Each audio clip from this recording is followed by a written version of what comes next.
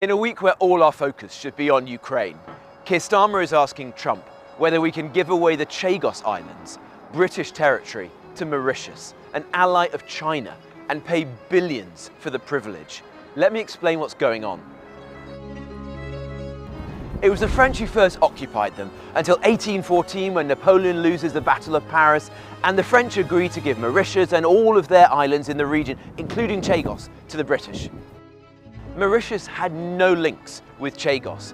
In fact, the Chagos Islands are more than 2,000 kilometers away from Mauritius. Almost no Mauritians had or have ever lived on Chagos. In fact, the only people who have are a few thousand Chagosians, a small community who Keir Starmer has never met with. So why is Mauritius now claiming sovereignty? Well, the British administered Chagos from Mauritius, but they were separate entities. Originally, New Zealand was administered from Australia, but Australia is not claiming sovereignty over New Zealand. Anyway, let's fast forward to 1965. Mauritius is British, but the British are about to grant independence, and Mauritius is now a democracy.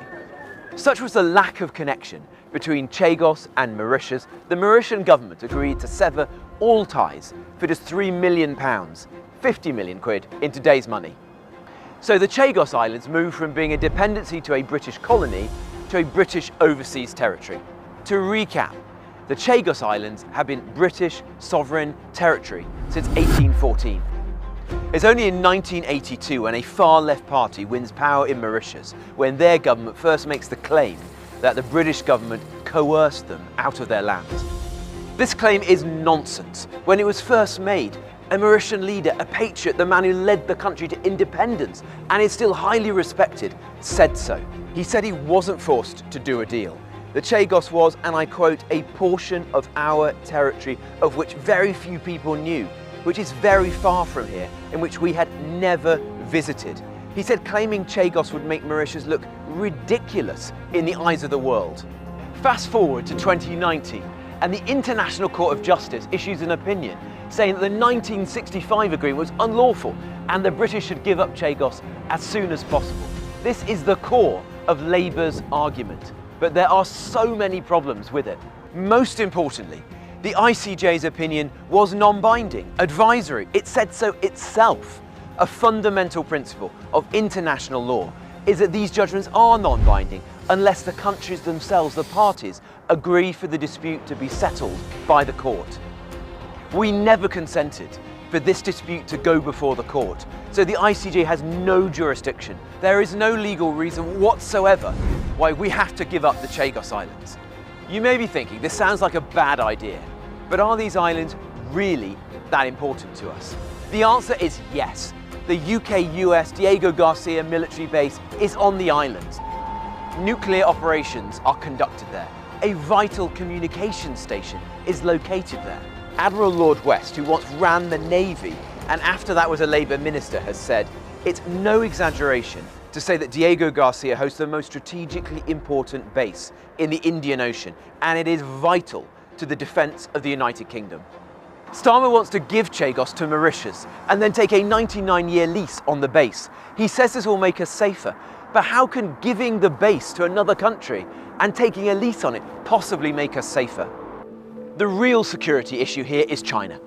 Lord West says there is little doubt that China is pushing Mauritius to take Diego Garcia because they want the base for themselves. In this context, a 99-year lease is a house built on sand. Mauritius is close to China. Mauritius is indebted to China. There are 47 different official Chinese development projects in Mauritius already. And look, countries change their minds all the time. In the 1990s, the US lost a crucial base in the Philippines because the government there changed their tune. And look what happened in Hong Kong, where the Chinese ripped up an agreement they'd made with us. And then we come to the money. Our pensioners are having their winter fuel allowances taken away. Our armed forces are desperately in need of investment. And yet apparently we've got more than £10 billion to pay for this deal. I say apparently because we learn more about this in the Mauritian Parliament than we do in our own Parliament. So why is this deal really happening? And who's behind it? Well, at the heart of this are three men, three old friends, three men who have an extreme interpretation of international law that most people would find ludicrous. On our side of the negotiating table, you've got Keir Starmer. He went on a 5-star, all-expenses-paid trip to Mauritius in 2013. He gave a lecture and he discussed the Chagos Islands. And then you've got Lord Hermer, the government's top lawyer, Starmer's old friend and former campaign donor, the man better known as Gerry Adams' lawyer. Hermer has described controlling our borders as dehumanising and almost every aspect of the British Empire as deeply racist. And on the other side of the table, leading the Mauritian negotiating team, is Philippe Sands, another old friend of Keir Starmer and Lord Hermer from their legal careers. Philippe Sands is a British citizen, but one who boasted about trying to humiliate Britain through his legal work. And in 2022, he illegally entered the Chagos Islands and planted a Mauritian flag on British soil. What kind of British citizen does that?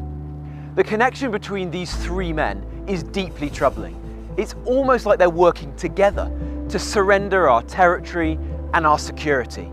It seems like Keir Starmer cares more about his extreme idea of international law and his reputation amongst his international legal friends than he does about our national security. This dangerous nonsense needs to stop. Keir Starmer can and must end this farce today. We don't have to do this. Give away the money, endanger the base, help China.